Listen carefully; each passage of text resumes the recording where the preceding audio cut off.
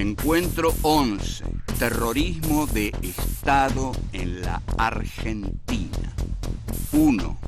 El proyecto económico. 2. La teoría de los dos demonios. 3. Los indiferentes y los tímidos. 4. Estado y justicia. Los delitos de lesa humanidad. 1. El proyecto económico.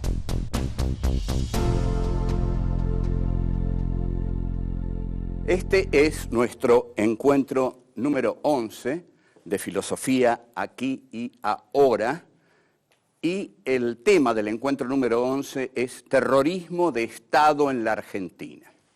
No cambie el canal, usted quédese ahí, junte coraje y mire, porque aquí pasaron cosas muy terribles en este país, de las cuales muchos no se quieren enterar.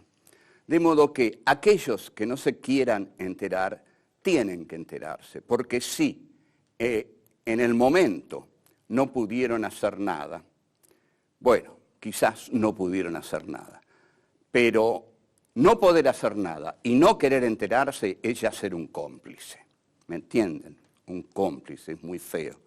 O sea, si uno no pudo hacer nada, por lo menos tiene el deber de saber bien lo que pasó. Y acá, honestamente, se lo vamos a contar bien. Terrorismo de Estado en la Argentina. El 24 de marzo del 76, fecha infausta en la historia argentina, el ejército, los militares, ejército, marina, aeronáutica, dieron un golpe de Estado que no fue solo un golpe militar.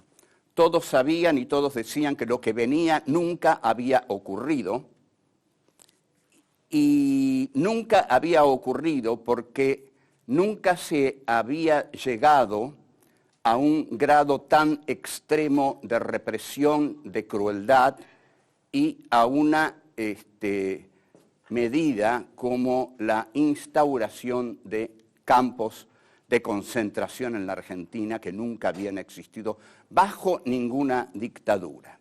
Ahora bien, estamos acostumbrados y se está acostumbrado a creer que el golpe del 76 fue un golpe estrictamente castrense, militar, porque inmediatamente aparece la Junta, Videla en el medio, Agosti y Macera, pero no. El golpe del 76 fue sostenido, requerido, exigido y pedido por grupos civiles, económicos, muy importantes, por el liberalismo argentino que quería la destrucción del Estado, la libertad del mercado, la libertad de los capitales, el capitalismo financiero y los préstamos del exterior que fueron los que formaron la impresionante deuda externa que ese gobierno dejó, aparte de la deuda interna que dejó en vidas humanas. El golpe militar fue facilitado por los errores de mucha gente, fundamentalmente el gobierno peronista y la guerrilla que se dedica a acciones tan temerarias y tan absurdas como el asalto a Monte Chingolo, donde mueren asesinados directamente muchísimos guerrilleros y donde Santucho cree que es la operación más grande después del Moncada, la de Fidel Castro. Pero lo cierto es que es la alfombra roja para el golpe, y ahí Videla dice hay 90 días para que el gobierno se rectifique y si no vamos a dar el golpe. Ahora, el verdadero golpe tampoco es contra el peronismo, el verdadero golpe es contra el marxismo. Las Fuerzas Armadas argentinas, formadas en la doctrina nacional, la doctrina de seguridad nacional francesa, luchan contra el marxismo como parte fundamental de la Tercera Guerra Mundial. Ellos están librando la Tercera Guerra Mundial. La Guerra Fría fue la Tercera Guerra Mundial, pero las guerras calientes de la Guerra Fría se dieron en situaciones como la que se dio en nuestro país. Aquí se dio la guerra caliente de la Guerra Fría. Entonces, también el gobierno toma a la guerrilla como excusa. La guerrilla ya estaba derrotada, la guerrilla ya estaba desbandada. Incluso Santucho, poco antes de morir, hace una autocrítica. Montoneros estaban en el desbande. Rodolfo Walsh hace una caracterización de lo que es el comienzo del año 76 y dice: grupos intelectuales y profesionales en desbande, o sea, en terror, como la mayoría de la población, que tenía mucho miedo, mucho miedo. Bueno, el miedo es un elemento fundamental del golpe militar. Volvemos. 2. La teoría de los dos demonios.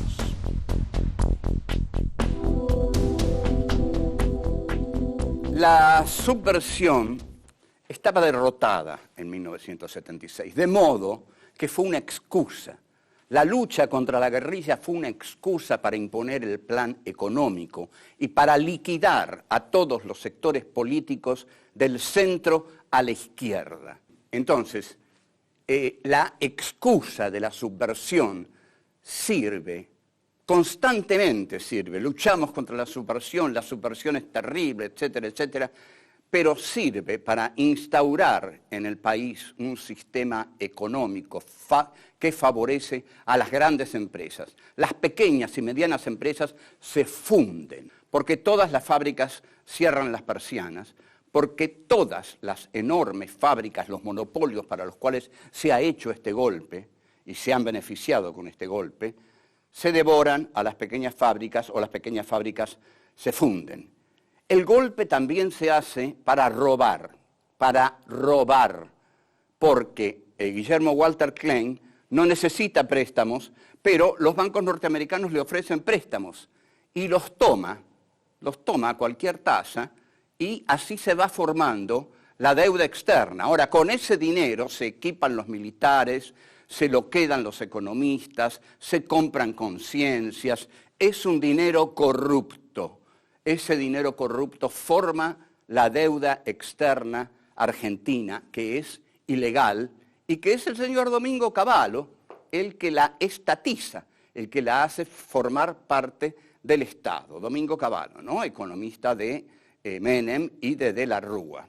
Y ahora debe estar dando conferencias por el mundo a unos $30.000 la conferencia. Hay hombres que nacen así con estrella. Bueno, el golpe es terriblemente sanguinario y esto aterroriza a toda la población. Hay una teoría con la que empieza el nunca más.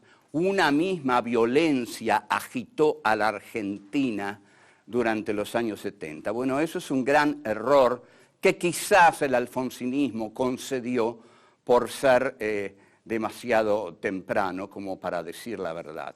No hubo dos violencias del mismo signo. La violencia estatal es privativa del Estado y no puede ser comparada con ninguna otra violencia.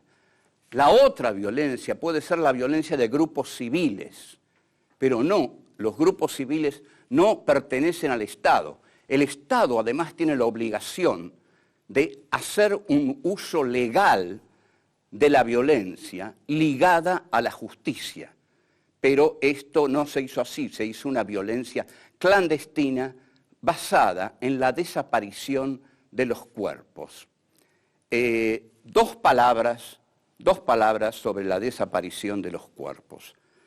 No hay dos demonios, por favor, escúchenme bien, se los pido por favor, no hay dos demonios, sobre todo porque cada militar que moría, los familiares tenían el cuerpo, lo podían velar, lo podían enterrar, la madre, el padre, el hijo, lo que fueran, podían ir al cementerio, podían llorar, podían rezar, sabían que había muerto, que no iba a volver más.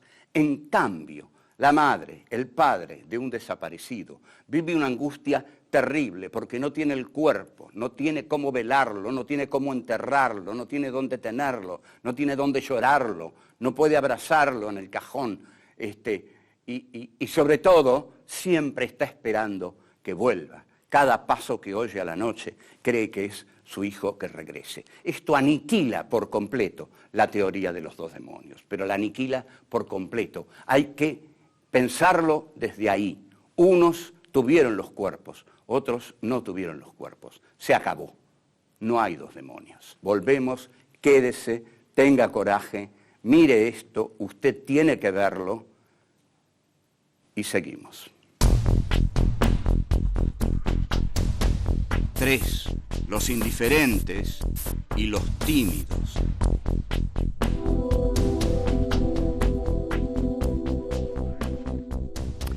La represión no estaba al servicio de liquidar la guerrilla. Por supuesto, los grupos guerrilleros que insistían en pequeñas acciones sin trascendencia eran detenidos, llevados a la ESMA, aniquilados, torturados para obtener confesiones. Pero la represión se hizo y el golpe se dio para imponer el plan neoliberal de José Alfredo Martínez de Hoz, que era presidente de Asindar, una empresa poderosa, renuncia a Asindar y se adueña del Ministerio de Economía. Martínez de Hoz, del largo linaje de los Martínez de Hoz, desde los poseedores de la tierra hasta Joe, con sus enormes orejas y su complicidad perversa con el régimen. Entonces, volvemos. Hay militares desbocados que dicen cualquier cosa, porque es tal, el grado de impunidad era absoluto, de aquí el terror. Saint-Jean, una vez en un discurso, para acentuar bien el miedo en todos, dijo: nosotros, los militares, primero vamos a matar a los subversivos, después a los cómplices, después a los familiares, después a los amigos, después a los indiferentes y por último a los tímidos. A los tímidos. Usted imagínese que está viviendo en una sociedad donde el gobernador de la provincia de Buenos Aires, un militar duro, que no le importa matar a quien sea, dice que se propone matar hasta los tímidos. Y usted no solo es tímido, quiere ser indiferente, quiere pasar inadvertido. No. Pero el general Saint-Jean dice que a los que quieren pasar inadvertidos también los van a matar. Y eso lo dice otro personaje tan siniestro como el general Saint-Jean, que ahora está preso, que fue el primer civil que fue preso por convivencia, por apoyar, por ideologizar al golpe del 24 de marzo. Es el doctor Jaime Smart, que en el diario La Nación del 12 de diciembre de 1976, muy anunciado con grandes letras en la tapa, el título del artículo decía: desenmascarar a quienes armaron la subversión. A ver, pensemos. ¿Quiénes creen ustedes que habrán armado la subversión? Quizás las armas que venían de la Unión Soviética, quizás las que venían de China, de Cuba. No. ¿Saben quiénes armaron a la subversión? Los profesores de todos los niveles de la enseñanza. ¿Por qué? Se equivocan cuando limitan la subversión solamente a aquellos que caen abatidos por las Fuerzas Armadas. No puede decir otra cosa. La muerte la tiene tan en la cabeza que en lugar de decir a aquellos que caen, aquellos que son detenidos por subversivos, no, dice aquellos que son abatidos por las Fuerzas Armadas, aquellos que son muertos, por supuesto. Entonces dice, el gobierno de la provincia de Buenos Aires sabe que el origen de la subversión es ideológico. Y aquí es donde empiezan a pagar la cuestión los profesionales, los maestros, los profesores, los académicos. Entonces, con cinismo total, el doctor Smart dice, ahora esos que armaron la subversión quieren pasar desapercibidos, como diciendo, los vamos a agarrar, no van a pasar desapercibidos, señores profesores. Y en efecto, en Bahía Blanca se hace una caza de brujas impresionante, comandada por el general Agdel Vilas y el diario La Nueva Provincia, que colabora con la Armada en una caza de brujas que costó la vida de muchos profesores que no habían hecho otra cosa que poner en sus bibliografías un libro de Paulo Freire o de Marx. Solo eso. Por eso los fusilaron. Seguimos. 4. Estado y justicia. Los delitos de lesa humanidad. Todo esto se pudo haber hecho de otra forma, sin campos de concentración, sin torturas, sin hacer desaparecer a la gente, sin tirar a seres humanos vivos desde los aviones al Río de la Plata. Se pudo haber hecho con la justicia, como se hizo en Italia con las Brigadas Rojas. Pero en el film de Marie-Monique Rubin, Escuadrones de la Muerte, aparece el general Díaz Besone, un convencido de la tortura y de la muerte, y dice, pero imagínese, le dice, cómo nosotros íbamos a fusilar públicamente a 8.000 personas, porque fueron 8.000 nada más, dice, ¿no? De todos modos, ustedes saben que las cifras no importan. Las madres dicen 30.000, yo le creo a las madres. Pero digamos 20.000, 10.000, 15.000, ¿qué quieren? ¿Que negociemos las cifras? Pongamos un muerto acá. ¿Y? Es más fuerte que cualquier estadística. Un muerto acá, usted lo mira, yo lo miro, y es más fuerte que le digan a usted 30.000, 20.000, 6 millones, 4.800.000, porque, como dice Todorov, un muerto es una desgracia, 20.000 muertos es una estadística, lo cual es muy, muy, muy distinto. Entonces, no se aplicaron los derechos humanos. El Estado tiene el derecho, la necesidad, el imperativo de aplicar la justicia. Para eso es el Estado. El Estado no puede ser una banda, si no, no es un Estado, es una banda. Entonces tiene que aplicar la justicia, pero dejaron de lado la justicia para convertirse en una banda clandestina y actuar por medio de los grupos de tareas. Bien, todo esto se hizo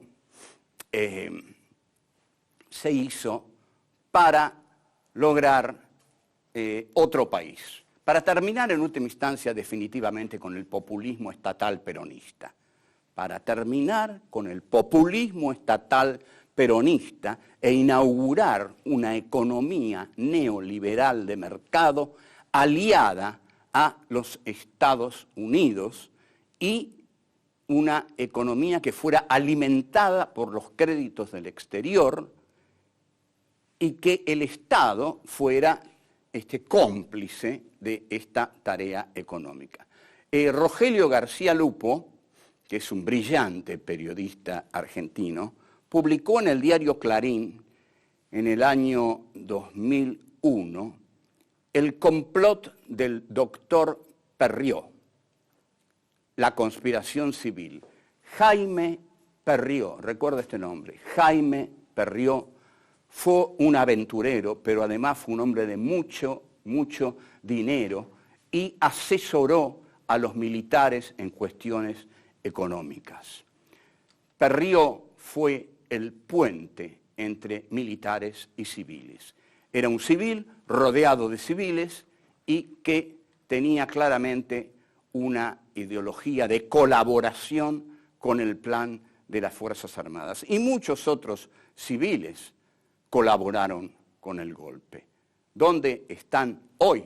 Holanda, cuando la chica esta Sorreguieta se quiere casar y ser princesa, investigan profundamente al padre y no le permiten asistir al casamiento de su hija, porque fue ministro de Agricultura de la dictadura asesina argentina. Entonces Holanda, que no iba a recibir la copa en el Mundial del 78 si lo ganaba, impide, dice no, el señor Sorreguieta no, la chica que se case, pero el señor Sorreguieta a Holanda no entra, porque fue cómplice de un gobierno de asesinos. Ahora bien, son juzgados por delitos de lesa humanidad, y vamos a aclarar bien qué es un delito de lesa humanidad. El Estado no puede cometer crímenes arbitrarios. El Estado tiene que hacer justicia y cuando apresa a alguien, tiene que suponer ante todo que esa persona es inocente y después demostrar su culpabilidad. Este es un principio fundamental de la juridicidad de las naciones, desde Hobbes en adelante, o antes, pero desde Hobbes, por lo menos desde el Leviatán en adelante.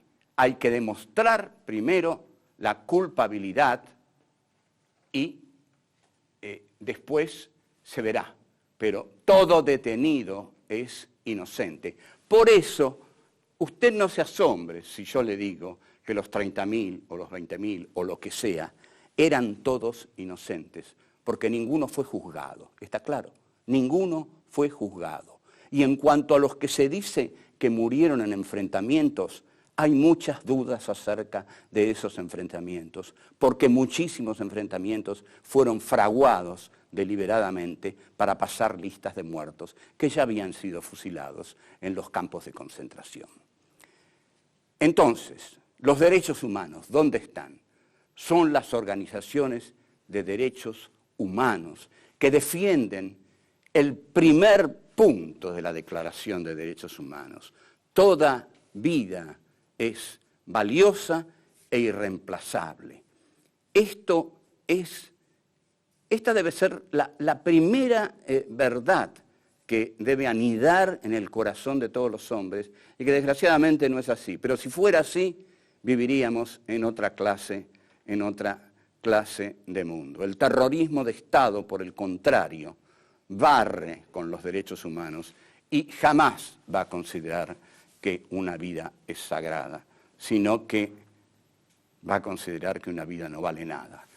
Porque el general Ramón Camps dijo, nosotros no matamos personas, matamos subversivos. ¿Hace falta que le diga algo más? Chao, hasta luego.